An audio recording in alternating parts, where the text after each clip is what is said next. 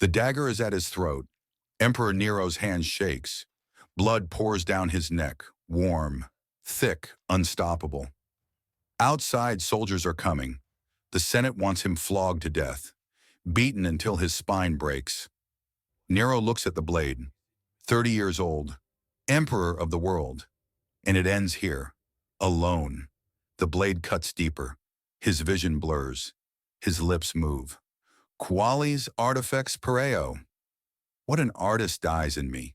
Not what an emperor. What an artist. He's bleeding out, and he's thinking about his goddamn singing career. December 31st, 192 AD. Commodus steps into his bath. He's just killed another lion. His 735th fight. A man enters. Narcissus, a wrestler. Then hands wrap around his throat. He tries to scream. Can't. The water turns red. The gladiator emperor drowns in 3 feet of water, strangled, silent, naked. April 8th, 217 AD. Emperor Caracalla dismounts his horse, starts urinating. Doesn't see the soldier behind him, just feels cold steel through his kidney. The most powerful man on earth dies with his pants down on a dirt road. March 11th, 222. ARD Emperor Elagabalus is 18, hiding in a toilet. The guards find him. He screams for his mother. They kill her first, then turn on him. Multiple blades. His body gets thrown in the Tiber River. Persia, 260 AD. Emperor Valerian kneels. They peel his skin off while he's still alive. Stuff it with straw. Hang it in a temple. For 3 centuries, the skin of a Roman emperor hangs as a decoration. 5 emperors, 5 deaths. This is how they died. June 9th, 68 AD. Nero has been running for days. Every legion turned against him. Every ally abandoned him. He ruled Rome for 14 years, built a golden palace, performed in theaters, sang to crowds forced to applaud or die. Now he's hiding in a servant's house. The golden palace is empty. His guards deserted. He sits with a dagger, raises it to his throat. His hand shakes. A freedman named Epaphroditus grabs his hand, helps him drive the blade in. Blood pours. As death takes him, Nero speaks. Qualis artifex pereo.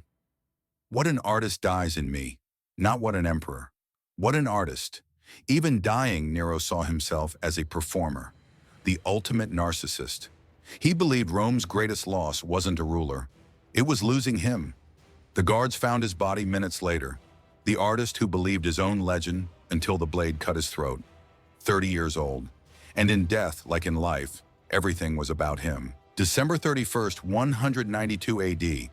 Commodus returns from the Colosseum. Another rigged victory, his 735th fight. All opponents ordered to lose or die. He believed he was Hercules. Rename Rome after himself. Rename the months. Build the treasury 1 million sesterces per appearance.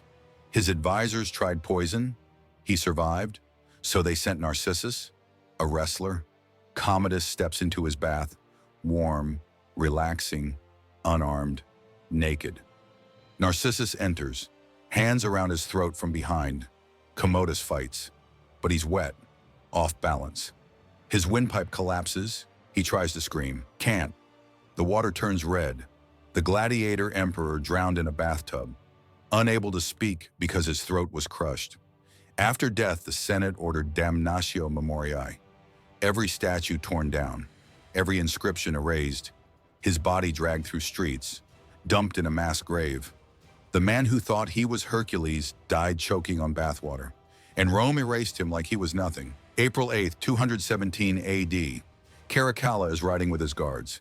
He dismounts to urinate, walks away for privacy. Julius Marcellus approaches from behind, a soldier whose brother Caracalla executed 2 weeks ago. One thrust, sword through the kidney. Caracalla spins, blood in his mouth, reaches for a weapon he doesn't have, collapses on the dusty road, pants down. The same Caracalla who murdered his own brother in their mother's arms. Killed 20,000 supporters in a purge. He was paranoid, brutal, efficient, and he died with his pants down on a roadside. Killed by a man whose brother's name he probably didn't remember. No famous last words, no dignified death, just an undignified end in the dirt.